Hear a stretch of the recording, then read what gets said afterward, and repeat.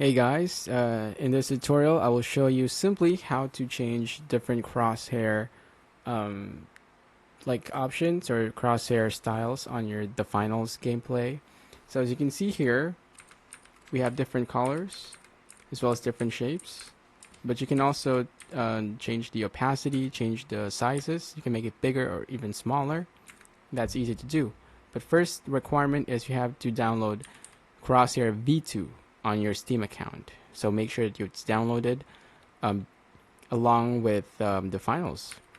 But basically, once you're inside the finals, you have the settings option. Under gameplay, here are the different options, like the opacity level. You can drag this to the right, to the left to decrease and increase. A center dot, outline, the colors, the width, and even the styles. You can all change it here under settings in the finals gameplay. That's it. Very easy. Thank you for watching.